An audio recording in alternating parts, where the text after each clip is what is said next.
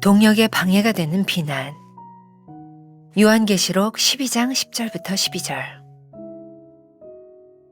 내가 또 들으니 하늘에 큰 음성이 있어 이르되 이제 우리 하나님의 구원과 능력과 나라와 또 그의 그리스도의 권세가 나타났으니 우리 형제들을 참소하던 자 곧 우리 하나님 앞에서 밤낮 참소하던 자가 쫓겨났고 또 우리 형제들이 어린 양의 피와 자기들이 증언하는 말씀으로써 그를 이겼으니 그들은 죽기까지 자기들의 생명을 아끼지 아니하였도다. 그러므로 하늘과 그 가운데에 거하는 자들은 즐거워하라. 그러나 땅과 바다는 화 있을진저 이는 마귀가 자기의 때가 얼마 남지 않은 줄을 알므로 크게 분내어 너희에게 내려갔음이라 하더라. 사탄은 참소하는 자, 곧 우리를 비난하는 자입니다. 하나님은 비난을 결코 기뻐하지 않으십니다. 비난은 사탄의 소리이기 때문입니다. 비난의 동기는 시기입니다. 유대인은 모두 메시아를 기다렸습니다. 안식일에 모인 사람들이나 바울이나 동일하게 로마에 의해 어려움을 당하고 있었습니다. 안식일에 온 성이 하나님의 말씀을 듣고자 모인 일은 모두가 함께 기뻐할 일입니다. 그런데 유대인들은 시기가 가득하여 바울의 말을 변박하며 비방합니다. 사탄은 우리로 끊임없이 비교하게 하고 나에게 없는 것을 가진 사람을 시기하게 만듭니다. 시기심은 비난과 비판의 말을 하게 하며 깊이 있는 관계를 방해합니다. 비난의 동기는 게으름입니다. 또 그들은 게으름을 익혀 집집으로 돌아다니고 게으를 뿐 아니라 쓸데없는 말을 하며 일을 만들며 마땅히 아니할 말을 하나니, 이 말씀은 사도 바울이 교회의 질서에 관해 지적하는 부분입니다. 자신의 사명은 잊은 채 일부러 게으른 사람들이 쓸데없는 말과 하지 말아야 할 말을 하며 여기저기 다닙니다. 자신의 게으름으로 인한 삶의 문제들을 상대방을 깎아내리며 안 좋은 소문을 만들어내는 것으로 정당화하려는 것입니다. 맡은 일에 최선을 다하며 열심히 사는 사람은 다른 사람에 대한 불필요한 말을 하지 않습니다. 비난은 불과 같은 속성이 있습니다. 이와 같이 혀도 작은 지체로 돼 큰 것을 자랑하도다. 보라, 얼마나 작은 불이 얼마나 많은 나무를 태우는가. 야고보는 혀를 불에 비유합니다. 둘 다 잘 사용하면 유익하지만 잘못 사용하면 매우 위험합니다. 둘 다 처음에는 별것 아닌 것 같으나 번져나가기 시작하면 걷잡을 수 없습니다. 또한 혀와 불은 나쁜 곳에 사용되면 많은 사람의 관심을 집중시킵니다. 사람들은 칭찬과 좋은 말보다는 남을 비난하는 소리에 더 귀를 기울입니다. 결국 비난은 동역을 방해하며 공동체를 무너뜨립니다. 나의 언어 습관은 어떻습니까? 시기심이나 게으름으로 비난의 말을 내뱉지는 않습니까? 비난하는 말로 동역자들을 힘들게 하지는 않습니까? 오늘은 8월 26일입니다. 동역에 방해가 되는 비난. 오늘의 주제는 이 비난에 포커스를 맞춰보려고 합니다. 어제 말씀 기억하시죠? 모세가 아멜렉과의 전투에서 승리할 수 있었던 것, 바로 그의 옆에는 아론과 훌이라고 하는 두 사람의 동역이 있었기 때문에 가능한 일이었다. 동역이 얼마나 중요한가를 이야기했다면 오늘은 동역에 방해가 되는 비난의 무서움에 대하여 이야기를 해보려고 합니다. 오늘 우리가 읽은 요한계시록 12장 10절부터 12절까지의 말씀에 보면 참소하는 자라는 말이 나오죠. 그가 누구예요? 사탄입니다. 우리를 비난하는 자. 사탄은 결코 우리가 하나님 나라에 들어가는 것, 하나님 나라의 자녀가 되는 것을 원치 않습니다. 사탄의 역할은 뭐예요? 우리를 참소하는 거예요. 비난하는 거예요. 하나님의 사람이 되지 못하도록 하는 거예요. 근데 바로 이 기도의 동역에 방해가 되는 가장 중요한 요소가 있다. 그게 뭐냐면 참소하는 것, 바로 비난인데, 이 비난은 어디에서부터 시작되는가? 여러분들 하나님의 숨결 책에 보면 비난의 동기는 시기입니다 라고 되어 있어요. 중보기도에 가장 큰 방해가 되는 이 비난이라고 하는 것은 우리들이 시기하는 마음에서부터 시작되죠. 시기심이 우리들 가운데 들어가면 참 무서운 일이 일어납니다. 죽음에 이르는 7가지 죄. 물론 제가 이 7가지 죄를 가지고 시리즈로 설교를 한 적도 있는데, 죽음에 이르는 7가지 죄라는 책, 신원하가 쓴 책에 보면 아주 흥미로운 예화가 하나 등장하고 있어요. 들어보세요. 두 친구가 길을 가다 왕을 만났다.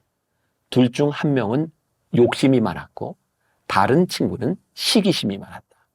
왕은 두 사람에게 만약 너희 중에 한 명이 요청하면 무엇이든지 그대로 주겠다. 단 옆 사람에게는 요청한 것의 2배를 주겠다라고 말했다.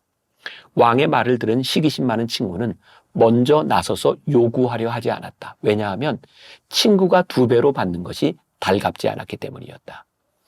욕심 많은 친구도 마찬가지였는데 자신이 친구보다 더 많이 차지하고 싶었기 때문이다. 그래서 서로 머뭇거리며 눈치를 보고 도무지 요청하려 들지 않았다.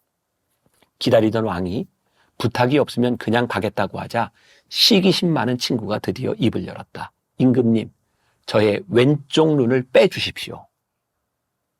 이 이야기의 결말은 무엇인가요? 왼쪽 눈을 뺐으니 다른 친구에는 두 쪽 눈을 다 뽑으라고 하는 얘기예요. 시기심이 이렇게 무섭다는 거예요. 다른 사람이 나보다 잘 되는 것을 견디지 못하는 시기심은 내가 망가지더라도 저 사람에게 더 큰 피해를 주어야 되겠다고 생각하는 거죠. 가만히 보면 우리가 누군가를 축복하지 못하고 시기하는 마음이 들 때, 그 시기심이 가득 차게 될 때 사실은 상대방을 망가뜨리는 것이 아니라 내가 먼저 망가지는 거예요. 하나님의 일을 하는데 우리와 함께하는 믿음의 동역자들을 우리들이 축복해 줄 수 있는 마음이 없을 때 이 동역이 깨어질 뿐만 아니라 하나님의 사역이 망가져 내리는 거예요. 그래서 오늘 우리가 기억해야 될 것, 우리들이 중보하며 동역하는 데 있어서 비난이 되는 이 시기심을 우리들이 어떻게 극복할 것인가. 오늘 우리가 누군가를 비난하고 있다면 오늘 저와 여러분들 속에서 깊숙이 그 비난의 본질을 보았으면 좋겠어요. 내가 저 사람을 비난하는 이유가 내 속에 있는 시기심 때문이구나. 그리고 이 시기심은 그 사람에 대한 비난으로 끝나는 것이 아니라 나를 망가뜨리는 것이구나. 여러분들이 생각할 때 오늘 이 말씀을 나누고 있는 목사인 저에게는 어떤 시기심이 있을까요? 목사님은 목사님이니까 시기심이 없지 않을까요? 제 속에서 제일 힘든 게 시기심을 극복하는 일인 것 같아요. 참 신기하죠? 왜 시기심이 드는가? 사실은 내 속에 있는 하나님의 축복과 내 안에 있는 하나님이 주신 은사와 장점보다 다른 사람의 것이 그 무엇이 크게 보이기 시작하면 시기심이 일어나는 거예요. 그래서 제가 늘 스스로 제 속에 다짐하는 것이 있어요. 하나님이 나를 이만큼 사용하기를 원하시고 하나님이 나에게 이만큼의 것을 주셨으면 그것이 나에게 분복이요, 그것이 감사한 일이구나. 나에게 갖지 못한 것을 누군가 가졌을 때 그 사람을 축복해야 되겠다. 요즘 제가 많이 훈련하는 것 중에 하나가 내 속에서 진심이 아닌지 모르지만 내 입술을 통해서 축복하고 누군가를 인정하려고 하는 말을 많이 하려고 노력해요. 왜? 그 시기심이 그 사람을 죽이는 것이 아니라 나를 죽이는 것을 알기 때문에. 모르겠어요. 오늘 말씀을 나누는 여러분들 가운데 저보다 물론 인격적으로 훨씬 훌륭한 사람이 있겠죠. 근데 평생을 목회자로 살아온 저도 이 정도이니 여러분들 속에 있는 그 시기심도 역시 존재하지 않을까요? 기억하세요. 동역에 방해가 되고 나를 망가뜨리는 것이 시기심이라면 우리 이거 극복해야 된다. 또한 이 하나님의 숨결 이 중간에 보면 동역을 방해하는 이 비난의 원인이 되는 것 중에 하나가 바로 게으름이다. 이런 이야기를 하고 있어요. 자, 여러분들 책에 보면 디모데전서 5장 13절 말씀이 나오고 있는데 또 그들은 게으름을 익혀 집집으로 돌아다니고 게으를 뿐 아니라 쓸데없는 말을 하며 일을 만들며 마땅히 아니할 말을 하나니. 게으름의 문제가 뭐냐면 게을러지면 쓸데없는 데 신경을 쓰고 쓸데없는 말들을 하고 남들에 대하여 비난을 하게 된다는 거예요. 가만히 생각해 보니까 우리들이 바쁠 때는 이렇게 누군가에 대해서 이렇게 신경 쓰지 않는 것 같아요. 그런데 우리들이 한가해지면 생각이 많아지죠. 저는 가끔 이제 그런 표현을 쓰는데 우리 사역자들의 삶은 좀 바빠야 될 필요가 있다. 어떤 일 중독이 되어서 일에 함몰되라고 하는 것이 아니라 우리들이 하나님의 사람으로서 해야 될 일들이 눈에 들어오지 않으면 하지 말아야 될 일들이 우리들 눈에 들어오게 되기 때문이죠. 그건 제 경험이에요. 저는 은혜를 받기 전에 제 삶의 가장 큰 문제 가운데 하나가 뭐였냐면 목사로서 하지 말아야 되는 일들이었어요. 은혜를 받기 전에는 그게 그렇게 큰 문제더라고요. 내가 목사로서 이러면 안 되는데, 내가 목사로서 이렇게 살아가면 안 되는데. 그건 제 삶의 굉장히 큰 체험이었어요. 은혜를 받고 났는데 제 마음속에 정말 강한 열정들이 생겨나기 시작했어요. 내가 은혜를 받기 전에 하지 못했던 일들에 대한 아쉬움들이 생겨났어요. 해야 될 일들이 너무 많았어요. 그때 제가 깨닫게 된 게 있었어요. 나에게 분명히 해야 될 일들이 많아지면 하지 말아야 되는 일 때문에 고민할 필요가 없어지는 것이구나. 제가 은혜 받기 전 저에게 가장 큰 문제는 노는 것을 끊어내는 거였어요. 제가 도박, 노름 좋아했으니까. 그게 이렇게 쉽지 않더라고요.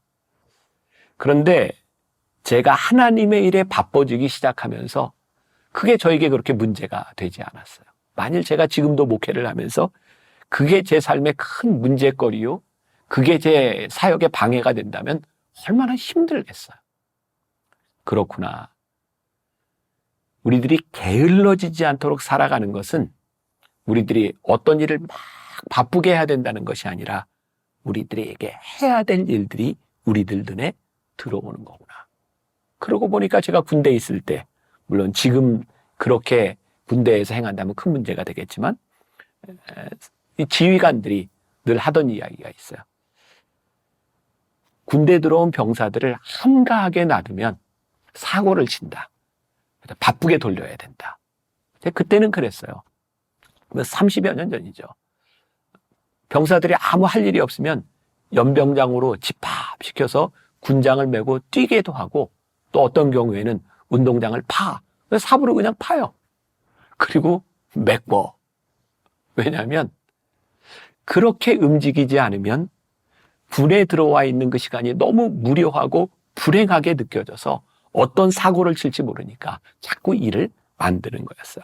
자, 이것은 그렇게 좋지 않은 극단적인 예가 될지 모르지만 우리들이 기억해야 될 일이 있는 거예요. 하나님, 우리를 부르시는 그 일들에 대하여 우리는 얼마나 바쁘게 살아가는 사람인지 아니면 우리들이 게으르게 살아가는 사람인지 그게 우리들에게 보여져야 되는 거죠. 오늘 하나님의 숨결 마지막 문단에 보면 비난은 불과 같은 속성이 있습니다 라고 말을 하고 있어요. 야고보서 3장 5절 다시 한번 기억해 봅시다. 이와 같이 혀도 작은 지체로 돼 큰 것을 자랑하도다. 보라, 얼마나 작은 불이 얼마나 많은 나무를 태우는가. 혀, 아무것도 아닌 것 같지만 이 혀로부터 나오는 이 말이 얼마나 큰 재앙을 만들 수 있는가. 우리의 입술로 저지르는 이 비난이라고 하는 것 아무것도 아닌 것 같은데 이 비난으로 인하여 얼마나 많은 일들이 파생되는가. 누군가를 신뢰하고 신뢰받는다고 하는 일들이 참 쉽지 않아요.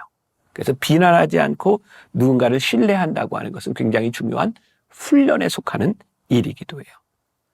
사람들은 누군가를 칭찬하는 소리를 듣는 것보다 누군가를 비난하는 소리에 더 귀 기울이려는 그런 성향이 있는 것 같아요. 요즘 우리가 가짜뉴스 많이 이야기를 하는데 왜 가짜뉴스가 그렇게 성행할까요? 사람들은 진리에 별로 관심을 두려고 하지 않아요. 거짓에 너무 많이 휩쓸려 다녀요. 근데 이 중심을 잡을 수 있는 사람들이 누구예요? 바로 하나님의 말씀으로 하나님이 지키시는 혀를 가지고 진리를 말하는 사람이 되는 거죠. 제가 만나교회 목회를 시작하면서 저에게 제일 힘들었던 게 뭐냐면 근거 없는 소문들이었어요. 참 여러분들 불행하죠? 우리가 신앙생활하면서 교회 안에서 이런 근거 없는 소문들이 이렇게 돌아다닌다고 하는 것. 심지어는 그때는 이제 블랙메일이라 그러죠. 이상한 근거 없는 문서들이 이렇게 돌아다니기도 했어요. 제가 그런 걸 접할 때면 장로님들에게 그 글들을 다 읽어주면서 교회에 이런 일들이 있네요. 기도해 주세요.